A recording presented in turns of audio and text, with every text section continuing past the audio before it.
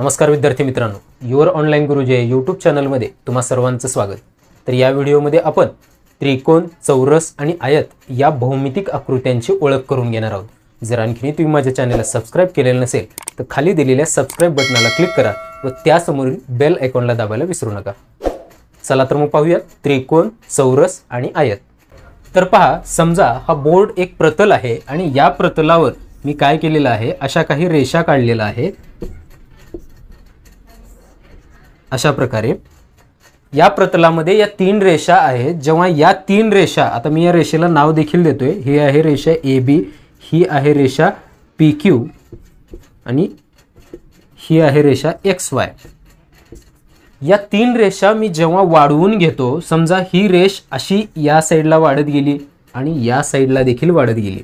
जेव्हा ही रेष या साइडला वाढत गेली, ही रेष या साइडला वाढत गेली, ही रेष या बाजूला वाढत गेली, ही रेष या बाजूला वाढत गेली। मग जेव्हा या तिन्ही रेषा अशा प्रकारे वाढत गेल्या तेव्हा त्या तिन्ही रेषा काही ठिकाणी एकमेकाला छेदल्या आहेत। ठीक आहे, म्हणजे या ठिकाणी या दोन रेषा येऊन छेदल्या, या ठिकाणी या दोन रेषा येऊन एकमेकाला छेदल्या आहेत आणि या ठिकाणी या दोन रेषा येऊन एकमेकाला छेदल्या आहेत। म्हणजे या तीन रेषा जेव्हा एकमेकाला छेदल्या आहेत तेव्हा त्या तीन रेषापासून एक बंदिस्त आकृती तयार झालेली आहे। पहा, बंदिस्त आकृती म्हणजे काय, तर हे जर आपण बघितलं तर पहा, अशा प्रकारे ही आकृती बंद झाली आहे। हिला कुठूनच किंवा या आकृतीला बाहेर कुठूनच रस्ता नाही मध्ये जाण्यासाठी, म्हणून ही बंदिस्त आकृती आहे। म्हणून जेव्हा तीन रेषापासून एक बंदिस्त आकृती तयार होते तेव्हा त्या बंदिस्त आकृतीला काय म्हणतात, त्रिकोण असे म्हणतात। तीन रेषापासून किंवा तीन बाजूंनी तयार होणारी जी बंदिस्त आकृती असते त्या बंदिस्त आकृतीला त्रिकोण असे म्हणतात। ज्या ठिकाणी या बाजू येऊन मिळतात, समजा हा एक बिंदू आहे, या ठिकाणी या रेषा मिळालेल्या आहेत, मी याला नाव देतो L। त्यानंतर या ठिकाणी एक ही रेषा येऊन मिळालेली आहे, मी त्याला नाव देतो M आणि या ठिकाणाला नाव देतो N। म्हणजे अशा प्रकारे ज्या तीन ठिकाणी या रेषा एकमेकाला येऊन छेदतात त्या तिन्ही बिंदूंना मी नाव दिलेलं आहे L, M, N। ठीक आहे, तर त्या तीन बिंदूंना त्या त्रिकोणाचे काय म्हणतात, शिरोबिंदू म्हणतात। शिरोबिंदू म्हणतात। म्हणजे अशा प्रकारे कोणत्याही त्रिकोणाला किती शिरोबिंदू असतात, तीन शिरोबिंदू असतात। म्हणजे त्रिकोणाला तीन शिरोबिंदू असतात आणि त्या तिन्ही शिरोबिंदूला जोडणाऱ्या ज्या रेषा असतात, म्हणजे बिंदू L आणि बिंदू N या दोन बिंदूंना जोडणारी ही रेषा म्हणजे त्रिकोणाची बाजू। कोणती बाजू झाली मग, बाजू L आणि बाजू N, ही एक रेषा झाली। दुसरी बिंदू M आणि बिंदू N ला जोडणारी ही रेषा बाजू MN आणि बिंदू L आणि बिंदू M ला जोडणारी ही रेषा बाजू LM। अशा प्रकारे या तीन बाजूपासून कोणती ही बंदिस्त आकृती तयार झालेली आहे, जिला आपण काय म्हणतो, त्रिकोण म्हणतो। म्हणून या तीन काय आहेत, त्रिकोणाच्या बाजू आहेत। तर त्रिकोणाला तीन शिरोबिंदू असतात, त्रिकोणाला तीन बाजू असतात। अशा प्रकारे या तीन शिरोबिंदूपासून आणि तीन बाजूपासून काय तयार होतो, त्रिकोण तयार होतो। आता याच त्रिकोणामध्ये जेव्हा या बाजू एकत्र येतात, पहा, ही बाजू या ठिकाणी आली आहे, ही बाजू या ठिकाणी आली आहे, या ठिकाणी कोण तयार झालेला आहे। म्हणजे हा एक कोण तयार झालेला आहे, हा एक कोण तयार झालेला आहे आणि हा एक कोण तयार झाले। म्हणजे अशा प्रकारे त्रिकोणामध्ये किती कोण तयार होतात, तीन कोण तयार होतात। कोणत्याही त्रिकोणामध्ये तीन कोण असतात। म्हणजे त्रिकोणाला तीन शिरोबिंदू असतात, त्रिकोणाला तीन बाजू असतात आणि त्रिकोणाला तीन कोण देखील असतात। तर मग आता त्या कोणांची, त्या बाजूंची, त्या शिरोबिंदूची नावं कसं लिहायचं हे आता आपण पाहू। तर मग त्रिकोण म्हणजे काय हे आता आपल्याला समजलेलं आहे। आता पहा, या ठिकाणी एक त्रिकोणाची आकृती दिलेली आहे। आता आपण जर या त्रिकोणाचं निरीक्षण केलं तर अशा प्रकारे हे त्रिकोणाचे तीन शिरोबिंदू आहेत। म्हणजे त्रिकोणाला तीन शिरोबिंदू असतात, बिंदू A, बिंदू B व बिंदू C। हे काय आहेत, त्रिकोणाचे शिरोबिंदू आहेत। त्रिकोणाला जे 3 शिरोबिंदू असतात ते 3 शिरोबिंदू बिंदू ए, बिंदू बी आणि बिंदू सी. आता आपण पुन्हा पाहिलं होतं त्रिकोणाला 3 बाजू असतात, म्हणजे ही एक बाजू, ही एक बाजू आणि ही एक बाजू. अशा प्रकारे त्रिकोणाला किती बाजू असतात? 3 बाजू असतात. मग आता त्या बाजूंची नावं कशी लिहायचं? तर बघा, त्रिकोणाच्या ज्या बाजू आहेत, बाजू समजा हा या बिंदूपासून या बिंदूपर्यंत, ए पासून बी पर्यंत, म्हणून बाजू ए बी. दुसरा बाजू या बिंदूपासून या बिंदूपर्यंत, बाजू ए सी. आणि तिसरी जी बाजू आहे, बाजू बी बिंदूपासून सी बिंदूपर्यंत, बाजू बी सी. अशा प्रकारे या 3 काय आहेत? या त्रिकोणाच्या बाजू आहेत. आता पुढे त्रिकोणाला 3 कोन असतात. मग आता त्या 3 कोनांची नावं कशी लिहायचं? कोन, त्रिकोणाचे 3 कोन. हा पहिला कोन घेऊयात आपण. आता आपण पाहिलेलं आहे कोनाचं नाव कसं लिहितो आपण, तर ज्या शिरोबिंदूपाशी कोन तयार झालेला आहे त्या शिरोबिंदूला मध्ये घ्यायचं आहे आणि उर्वरित 2 बिंदू हे डावीकडे आणि उजवीकडे लिहायचे. म्हणजे आपल्याला हा जर कोन घ्यायचा असेल तर ए आपल्याला मध्ये घेतला पाहिजे. मग कोन बी ए सी, बी ए सी हा पहिला कोन आहे. दुसरा कोन हा सी आपल्याला मध्ये घ्यायचा आहे, तर कोन ए सी बी, कोन ए सी बी हा दुसरा कोन. आणि तिसरा कोन कोणता आहे? हा या बी बिंदूला आपल्याला मध्ये घ्यायचा आहे. मग काय तयार होईल? कोन सी बी ए, किंवा आपण त्याला ए बी सी असं देखील लिहू शकतो. आपल्याला माहित आहे फक्त शिरोबिंदू मध्ये ठेवायचा असतो आणि उर्वरित 2 बिंदू कसेही लिहिले तरी चालतील. तर अशा प्रकारे या त्रिकोणाचे 3 कोन कोणकोणते? कोन बी ए सी, कोन ए सी बी आणि कोन सी बी ए. तर अशा प्रकारे त्रिकोणाला 3 शिरोबिंदू असतात, 3 बाजू असतात आणि 3 कोन असतात.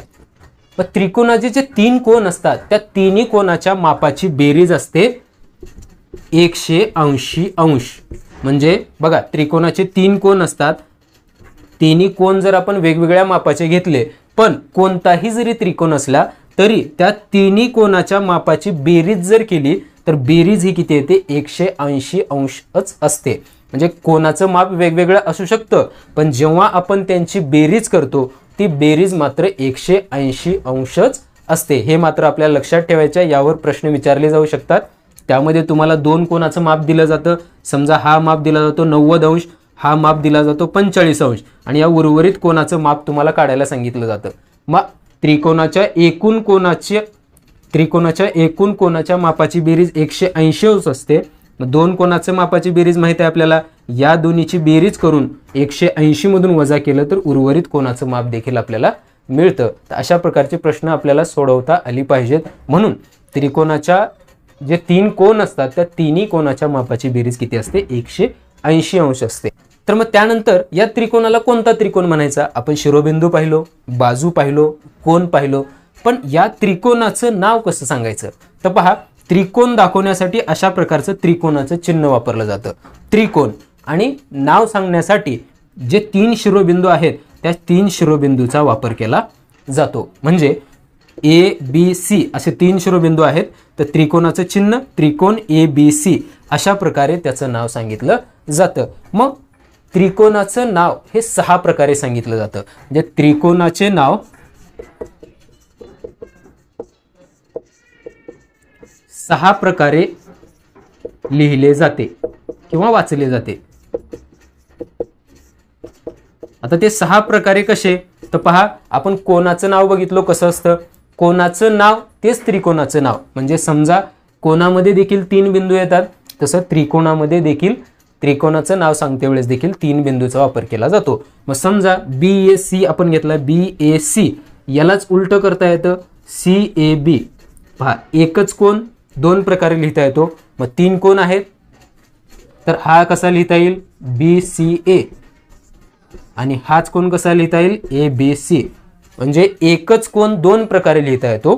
त्रिकोणामध्ये एकूण 3 कोन असतात, तर एकूण कोन 6 प्रकारे येतो. मग एकूण कोन 6 प्रकारे म्हणजे एकूण त्रिकोणाचं नाव देखील 6 प्रकारे लिहिता येतं. फक्त आपल्याला कोनाच्या ठिकाणी त्रिकोणाचं चिन्ह वापरायचं आहे.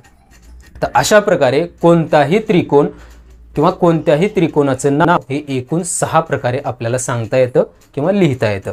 तर अशा प्रकारे हा झाला त्रिकोण. आता पाहूयात चौकोन म्हणजे काय. तर 3 बाजूंनी बंदिस्त असणाऱ्या आकृतीला आपण त्रिकोण म्हटलं. मग चौकोन कशाला म्हणायचं. अगदी तसंच 4 बाजूंनी बंदिस्त असणाऱ्या आकृतीला चौकोन असे म्हणतात.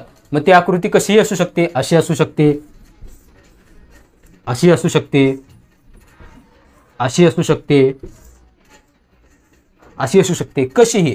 पण ती आकृती कशी असली पाहिजे. बंदिस्त असली पाहिजे आणि 4 बाजूंनी बंदिस्त असली पाहिजे.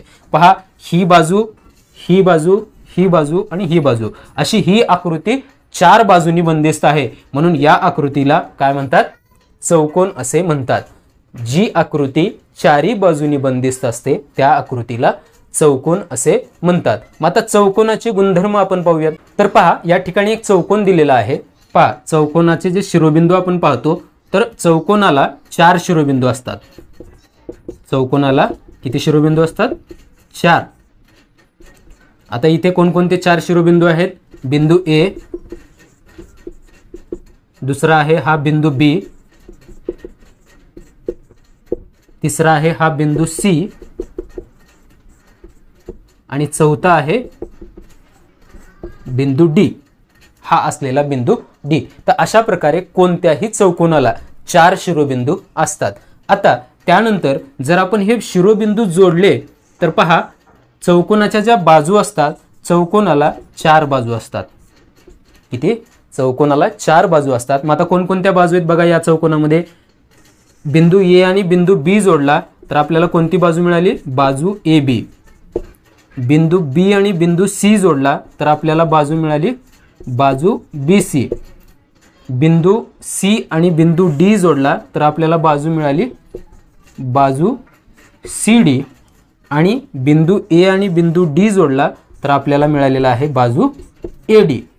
आता यालाच आपण बाजू ए बीलाच बाजू बी ए देखील लिहू शकतो. म्हणजे 2 बिंदू जोडताना बाजू ए बी म्हणलं काय किंवा बाजू बी ए म्हणलं काय, अगदी सारखंच आहे. तर तशा प्रकारे हे झाले चौकोनाच्या 4 बाजू.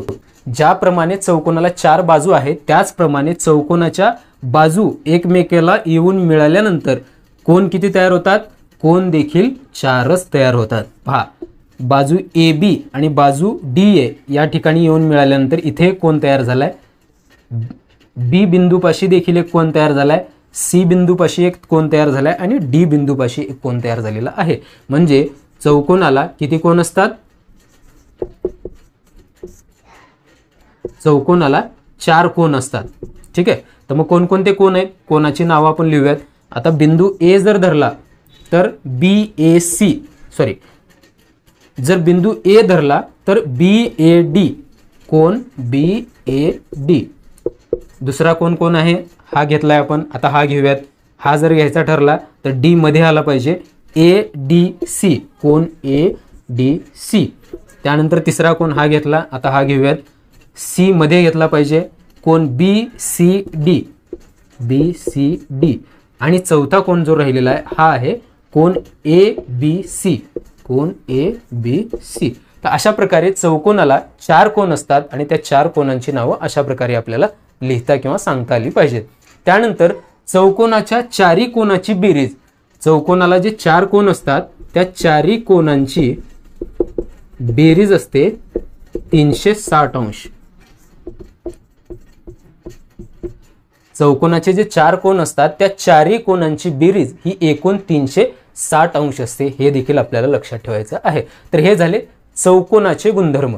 चौकोनाला 4 शिरोबिंदू असतात, चौकोनाला 4 बाजू असतात आणि चौकोनाला 4 कोण असतात आणि त्या सर्व 4 कोणांची बेरीज ही 360 अंश असते. तर हा झाला चौकोन. आता पाहूयात चौरस म्हणजे काय. चौरसाचे गुणधर्म काय आहे. तर पहा, या ठिकाणी एक आकृती दिसत आहे. जर या आकृतीचे निरीक्षण केलं तर या 4 बाजू ज्या तुम्हाला दिसत आहेत या 4 बाजूमुळे एक आकृती, बंदिस्त आकृती तयार झालेली आहे. तर जेव्हा 4 बाजू सारख्या असतात, सारख्याच मापाच्या 4 बाजूंनी तयार होणारी बंदिस्त आकृती म्हणजे चौरस. मग आपल्या समोर ही जी आकृती दिसत आहे ही आकृती आहे चौरसाची. कारण या ज्या 4 बाजू आहेत, बाजू पी क्यू, बाजू क्यू आर, बाजू आर एस आणि बाजू पी एस, या 4 बाजूंचं माप किंवा या 4 बाजूची लांबी जी आहे ती सारखी आहे। मग अशा प्रकारे चार समान लांबीच्या बाजूंनी तयार होणाऱ्या बंदिस्त आकृतीला चौरस म्हणायचं आहे। जर आपण या ठिकाणी जी आकृती दिलेली आहे त्या आकृतीचं जर निरीक्षण केलं तर पहा, बाजू PQ 4 सेंटीमीटर आहे, बाजू QR 4 सेंटीमीटर आहे, बाजू SR 4 सेंटीमीटर आहे आणि बाजू PS देखील 4 सेंटीमीटर आहे। हा तर झाला चौरसाचा एक गुणधर्म। दुसरा गुणधर्म, चौकोनाप्रमाणे चौरसाला 4 शिरोबिंदू असतात, PQRS हे 4 शिरोबिंदू आहेत। आणि जो पुढचा गुणधर्म आहे तो म्हणजे चौरसाचे चारी कोन हे 90 अंशाचे असतात, किंवा चौरसाचे चारी कोन हे कसे असतात, काटकोन असतात। काटकोन म्हणजे काय आपण पाहिलेलं आहे, चौरसाचे चारी कोन हे काटकोन किंवा 90 अंशाचे असतात। मग 90 अंशाचे आहेत सर्वच कोन, म्हणजे कोन हे सारखे आहेत, म्हणजे चौरसाच्या चारी बाजू सारख्या असतात आणि चौरसाचे चारी कोन देखील सारखे असतात। मग आता चौरसाचे चारी कोन जर आपण पाहिले तर चौरसाच्या सर्व कोनांच्या मापाची बेरीज किती येईल,